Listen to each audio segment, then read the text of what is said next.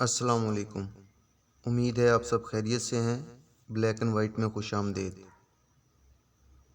اپنی گزشتہ ویڈیو میں ہم وحی کے نزول اور نبوت عطا ہونے سے تبلیغ تک کے واقعات کا تذکرہ کر چکے۔ جیسا کہ ہم بتا چکے کہ پہلی 3 وحی، کائنات کی تخلیق، انسان کا پیدا ہونا، عبادت کے ابتدائی احکام اور دین محمدی کی مخالفت کرنے والوں کے طعنہ زنی اور نقصان پہنچانے کے اندیشے سے آپ صلی اللہ علیہ وآلہ وسلم کی رہنمائی تھی۔ اہل سیرت کے مطابق چوتھی وحی سورہ مدثر کی پہلی 7 آیات تھیں، اور ان آیات میں آپ صلی اللہ علیہ وآلہ وسلم کو کھلی تبلیغ کا حکم ملتا ہے کہ اللہ کے احکام کو نہ صرف لوگوں تک پہنچانا ہے بلکہ اس کی مخالفت کرنے والوں سے جنگ لڑنا ہے۔ تبلیغ کا یہ حکم سادہ نہ تھا۔ دنیا میں موجود تمام مذاہب، تمام روایات جو نہ صرف مذہب کو نشانہ بنا رہی تھیں بلکہ معاشرتی نظام کو بھی غیر اخلاقی اور غیر انسانی بنیادوں پر انسانوں میں تفریق ڈال رہی تھیں، اور سب سے بڑی جنگ جو اس تبلیغ کے نتیجے میں جنم لے رہی تھی وہ اس وقت کی 2 عظیم طاقتیں فارسی اور رومی تھے، جو اس وقت دنیا کی 2 بڑی عسکری طاقتیں اور مذاہب کا بیشتر حصہ ان طاقتوں کی ذاتی خواہشات پر ان حکمرانوں کی عوام کے لیے مذہب کا درجہ رکھتا۔ جو حکمران کا مذہب وہی عوام کا مذہب، اور اس بنیاد پر کسی اور مذہب کی پیروی کرنا جو سرکاری مذہب کے علاوہ ہو، اس کا انجام بہت بھیانک ہوتا۔ رومی اور فارسیوں نے نہ صرف اپنے اپنے علاقوں میں حکومتیں قائم کر رکھی تھیں بلکہ جہاں موقع ملتا وہاں اپنا تسلط قائم کر لیتے۔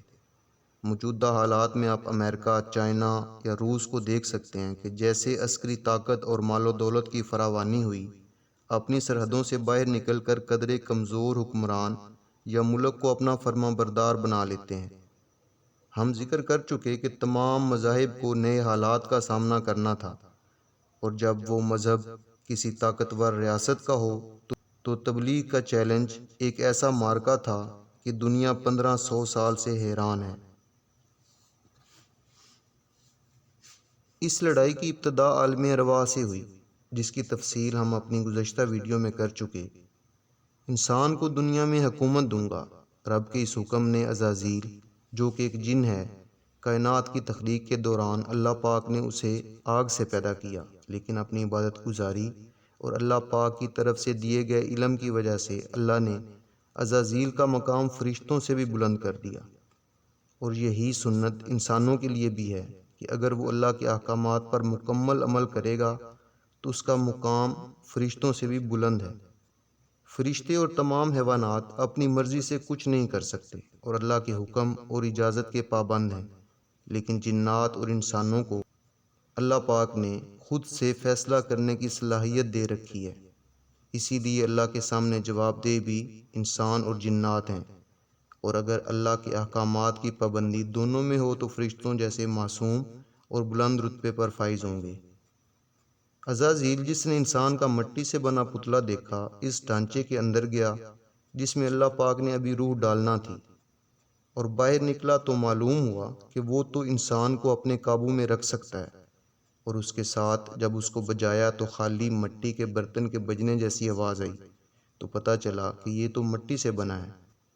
اللہ پاک نے جیسے اس پتلے میں روح ڈالی جو انسان کے لیے بنا تو فرشتوں کو سجدہ کرنے کا بولا۔ تمام کے تمام فرشتے سجدے میں چلے گئے، جبکہ عزازیل نے سجدے سے یہ کہتے ہوئے انکار کر دیا کہ ایک تو میں آگ سے بنا جو مٹی سے بہتر ہے، دوسرے میری عبادت اور ریاضت نے جو مقام مجھے دیا ہے میں مٹی کے پتلے کے آگے جھکوں۔ اس کے علاوہ انسان کو کائنات کا سربراہ بنایا جا رہا ہے جو ایک حقیر چیز سے بنا۔ صاحب علم کے مطابق عزازیل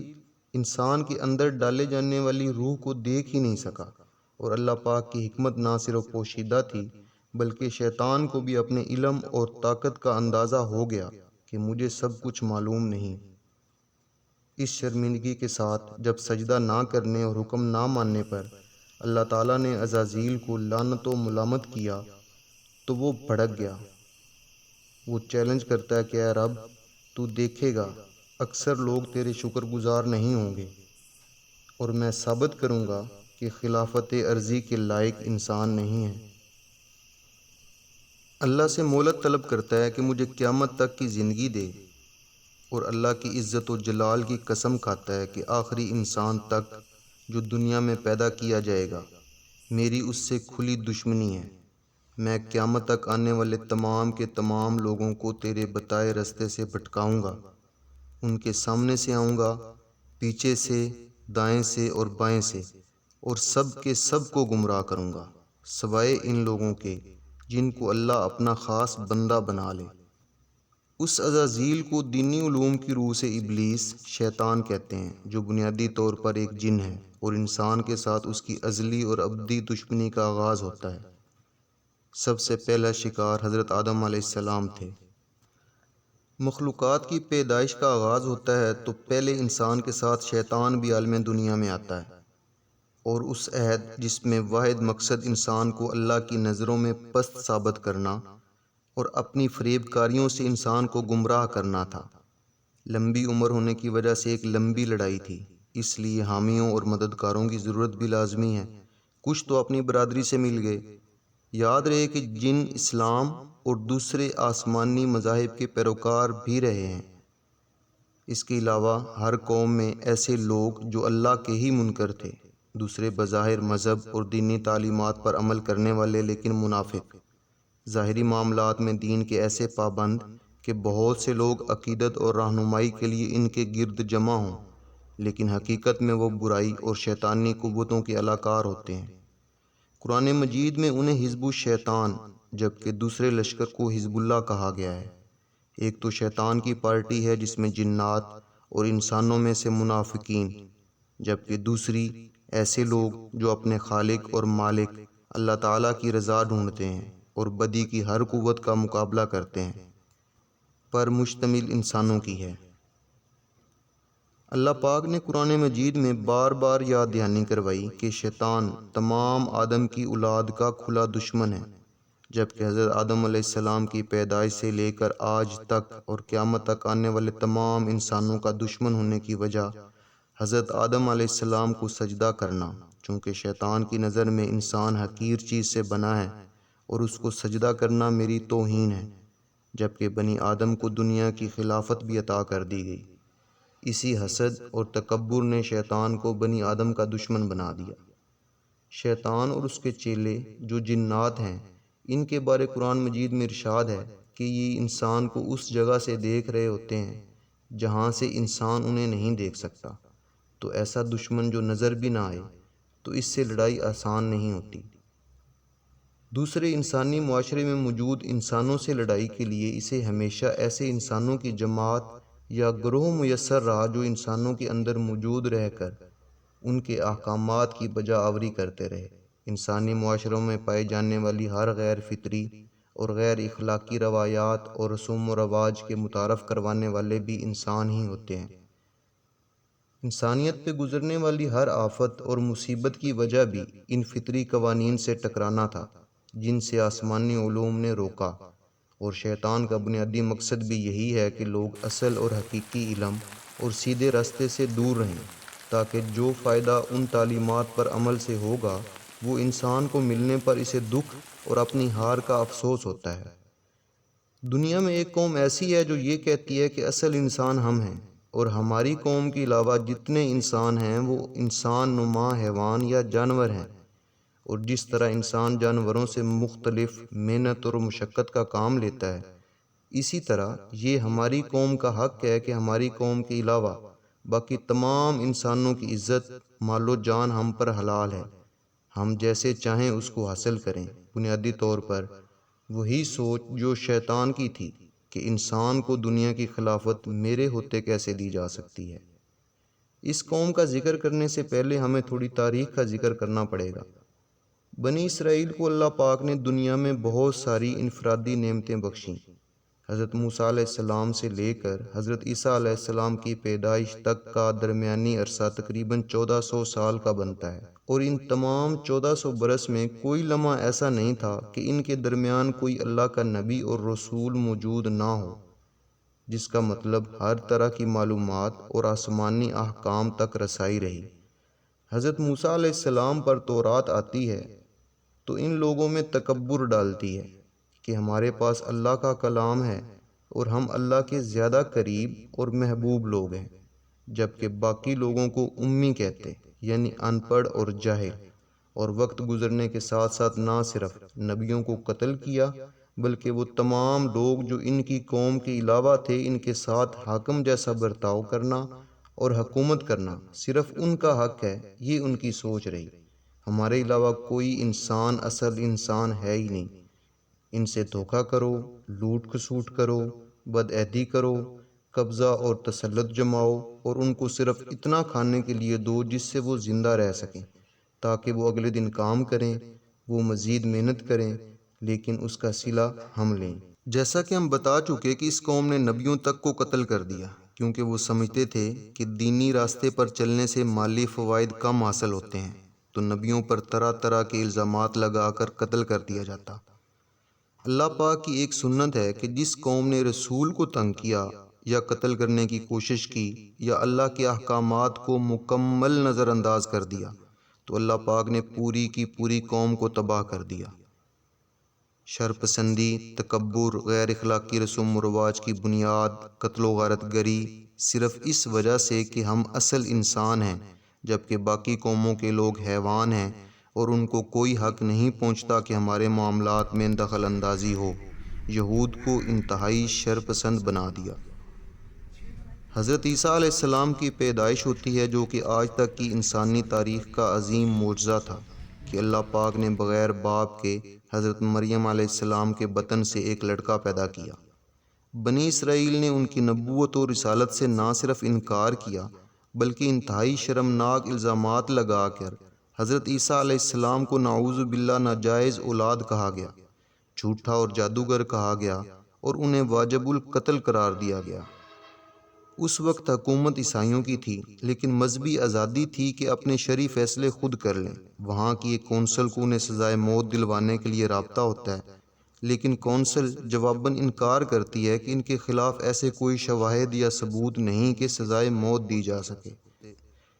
لیکن کونسل کو مجبور کر کے ان سے مرضی کا فیصلہ لیا جاتا ہے۔ اللہ پاک حضرت عیسیٰ علیہ السلام کو آسمان پر اٹھا لیتا ہے جبکہ حضرت عیسیٰ علیہ السلام کے خلاف غداری کے مرتکب شخص یہودا کا چہرہ اللہ حضرت عیسیٰ علیہ السلام جیسا بنا دیتا ہے جو سولی چڑھتا ہے۔ عیسائیوں اور مسلمانوں کے درمیان روایات کو بیان کرنے میں اتفاق ہے کہ حضرت عیسیٰ علیہ السلام آسمانوں میں اٹھا لیے گئے اور وہ دوبارہ واپس آئیں گے، جبکہ یہودیوں نے حضرت عیسیٰ علیہ السلام کی نبوت و رسالت کا انکار کیا کہ یہ نبی نہیں ہے بلکہ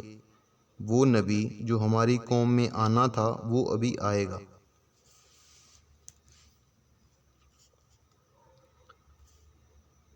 تکبر اس حد تک بڑھا کہ اللہ کے رسول تک کو سولی چڑھانے سے باز نہ آئے، اور یہ وہ وقت تھا جب اللہ پاک نے بنی اسرائیل کے یہودیوں پر اپنی نعمتوں کو تمام کیا اور فیصلہ ہوا کہ اب تم پر اللہ کے عذاب کا کوڑا برسے گا۔ یہود کی 2000 سالہ تاریخ عروج و زوال کے مختلف مراحل سے گزری۔ شام کی حکومت اور عراق کے حکمرانوں نے ان پر چڑھائی کی اور ان کو خوب برباد کیا، لیکن حضرت عیسیٰ علیہ السلام کے ساتھ پیش آنے والے واقعہ نے قدرتی قانون کی خلاف ورزی کی کہ رسول کو تنگ کرنے والی قوم کی تباہی مقدر ہے۔ یہودی بنی اسرائیل میں سے نئے رسول کی آمد کے منتظر تھے کہ اللہ پاک نے عرب کے اندر وہ عرب جن کو یہودی امی کہتے اور اصل انسان نہیں بلکہ حیوان نما انسان سمجھتے، اپنے محبوب محمد صلی اللہ علیہ وآلہ وسلم کو نبوت اور رسالت عطا فرمائی۔ یہ بات جب یہودیوں کو معلوم ہوئی کہ اللہ پاک نے اپنے آخری نبی محمد صلی اللہ علیہ وآلہ وسلم کو عرب کے لوگوں میں پیدا فرما دیا تو حسد اور تکبر کی ایک آگ ان کے دلوں میں بھڑک اٹھی کہ اللہ پاک ان پڑھ اور ایک دوسرے سے لڑنے والی جنگلی لوگوں میں سے نبی صلی اللہ علیہ وآلہ وسلم کو منتخب کرے گا، اور اللہ پاک نے ہمارے میں سے سینکڑوں نبی بنائے۔ وہ سلسلہ ایک عرب پر ختم ہو رہا ہے۔ اب یہاں پر مشترکہ انسانی اور اسلامی دشمنی کے لیے فوجوں کا گٹھ جوڑ ہوتا ہے۔ یہود بھی شیطان کی طرح حسد اور تکبر میں کہ ہم اللہ کے محبوب بھی ہیں اور حکومت و اقتدار بھی اسی شرف کی وجہ سے صرف ہمارا حق ہے، اسلام کے خلاف کمر کس لیتا ہے۔ دوسری طرف شیطان کا بھی بنیادی کام انسان کو سیدھے راستے سے بھٹکانا تھا، تو جس نے محمد عربی صلی اللہ علیہ وآلہ وسلم کی پیروی کی اور ان کی ہدایات کو مان لیا وہ درست راستے پر تھے، جبکہ جن لوگوں نے انکار کیا وہ گمراہ ہو گئے۔ اسلام لانے کے بعد دنیا دو گروہوں میں تقسیم ہوتی چلی گئی۔ ایک تو شیطان تھا جو انسان کا ازلی دشمن تھا، اس کو آسانی ہوگی کہ صرف مسلمان اب ٹارگٹ تھے کیونکہ گمراہ لوگوں پر وقت ضائع کرنا فضول تھا۔ دوسرا گروہ یہود ہیں، محمد صلی اللہ علیہ وآلہ وسلم بنی اسرائیل سے کیوں نہیں۔ اس حسد اور ذاتی تکبر نے یہودیوں کو اسلام اور مسلمانوں کا دشمن بنا دیا۔ عیسائی حضرت عیسیٰ علیہ السلام کو سولی پر چڑھانے کی وجہ سے یہودیوں سے سخت نفرت کرنے لگے۔ اس کے بعد یہودیوں کی مشکلات شروع ہوئیں۔ ایک تو اللہ کے رسول علیہ السلام کو قتل کرنے کی کوشش نے انہیں عذاب کا مستحق ٹھہرایا، دوسری طرف عیسائیوں کے رسول علیہ السلام کے ساتھ یہودیوں کا رویہ ایک لمبی دشمنی کی ابتدا تھی۔ مذاہب کی آپسی لڑائی اور رومن اور فارس جیسی اس وقت کی دو عظیم طاقتوں کے سامنے دین اسلام کی نہ صرف تبلیغ کرنا تھی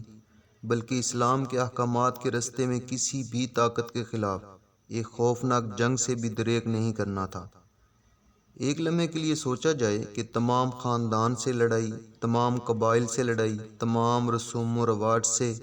ہزاروں اور سینکڑوں بتوں کی بجائے ایک رب کی عبادت، اپنے علاقے میں طنز تانے، اپنے علاقے کو چھوڑنا، بھوک و افلاس، منافقین اور دنیا کی بڑی بڑی فوجوں کے خلاف لڑائی، آدم علیہ السلام سے شروع ہونے والی تعلیمات اور احکامات کی تکمیل، اور خاتم النبیین کی بھاری ذمہ داری لیے محمد عربی صلی اللہ علیہ وآلہ وسلم اس وقت تک کی ہر برائی کے سامنے ڈٹ جانے کے لیے منتخب ہوئے۔ ابتدائی رہنمائی کے بعد جو پہلی 3 وحی میں بیان کر دیے گئے، اللہ پاک محمد صلی اللہ علیہ وآلہ وسلم کو حکم دیتا ہے کہ اب اٹھ جائیے اور ان باطل قوتوں سے ٹکر لیں۔ سورہ مدثر کی 7 آیات اترتی ہیں جن کا خلاصہ سیرت نگار کچھ یوں بیان کرتے ہیں۔ آپ صلی اللہ علیہ وآلہ وسلم کو فرمایا گیا کہ اٹھیں اور لوگوں کو بتائیں کہ دنیا کے اندر جو بھی اللہ کی مرضی کے خلاف چل رہا ہے اس کا انجام انتہائی خطرناک ہے، اور ان کو ایسے ڈرائیں کہ عذاب الہی کے خوف سے ان کے دل و دماغ میں ہلچل مچ جائے۔ تمام روئے زمین پر اللہ کے علاوہ کسی کی بھی بڑائی اور کبریائی برقرار نہ رہنے دی جائے، اسے الٹ کر رکھ دیا جائے اور اللہ کے علاوہ کسی کی بڑائی باقی نہ رہے۔ نہ صرف لباس بلکہ نفس کی پاکیزگی کی حد یہ ہے کہ آپ صلی اللہ علیہ وآلہ وسلم اللہ کی ہدایت اور حفاظت کے زیر سایہ ایسے انسانی نمونے بنے کہ تمام قلب سلیم اور نیک روح آپ کی طرف کھینچی چلی آئیں۔ آپ کی عظمت اور ہیبت کا احساس تمام ٹیڑھے دلوں کو بھی ہو جائے تاکہ آپ کے حامی اور مخالف واضح ہو جائیں۔ احسان کر کے اس پر زیادہ بدلے کی امید نہ رکھیں اور اپنی جدوجہد اور کارناموں کو زیادہ اہمیت نہ دیں، بلکہ عمل میں مزید بہتری لانے کی کوشش میں لگے رہیے، اور ہر قربانی اور مشقت کو اس معنی میں فراموش کر دیں کہ یہ ہمارا کوئی کارنامہ ہے، بلکہ اللہ کے سامنے جواب دہی کا احساس باقی تمام سوچوں پر غالب رہے۔ اس کے بعد بتایا گیا کہ اس لڑائی میں آپ کا مذاق اڑایا جائے گا، مخالفت کی جائے گی، آپ صلی اللہ علیہ وآلہ وسلم کو اور آپ کے ساتھیوں اور آپ کے گرد جمع ہونے والوں کو قتل کر کے سب کچھ ختم کرنے کی کوششیں ہوں گی۔ یہ سب کچھ کرنے کے بعد آپ کی مطلوب کوئی دنیاوی فائدہ نہ ہو بلکہ خالص اللہ کی رضا کے لیے صبر کرنا ہوگا۔ یہ احکامات سننے کے بعد سیرت نگاروں کے مطابق آپ صلی اللہ علیہ وآلہ وسلم اٹھ کھڑے ہوئے، اور ایسے کھڑے ہوئے کہ کسی کو تاب نہ تھی کہ محمد عربی صلی اللہ علیہ وآلہ وسلم کے سامنے ٹھہر سکے، اور انسانی تاریخ نے وہ کمال مبلغ، سپہ سالار اور حکمران دیکھا کہ تمام گزشتہ تاریخ ایسی مثالوں سے محروم تھی۔ اس ویڈیو میں ہم نے کوشش کی کہ ان تمام قوتوں اور مخالفین کا مختصر سا تذکرہ کیا جائے جن کے خلاف ایک لڑائی شروع ہونے والی تھی، تاکہ آپ صلی اللہ علیہ وآلہ وسلم کی سیرت اور کردار اور اس وقت کے دنیاوی حالات کا ایک خاکہ ہمارے ذہن میں رہے اور اس ناقابل یقین محنت اور جدوجہد کی سختی کا اندازہ ہو سکے۔ نبیوں اور رسولوں تک کو قتل کرنے اور قتل کے منصوبے بنانے والوں، دنیاوی اقتدار اور حکومت کے لیے ہر حد پار کرنے والوں، معاشرتی برائیوں اور ذاتی اونچ نیچ کا سبق پڑھانے والوں کے خلاف اس دلچسپ مہم کا آغاز ہماری آئندہ ویڈیو میں ہوگا۔ آپ سے گزارش ہے کہ چینل کو سبسکرائب کر لیں تاکہ انسان کو سمجھنے کی اس تفریح میں ہم ساتھ رہیں۔ شکریہ۔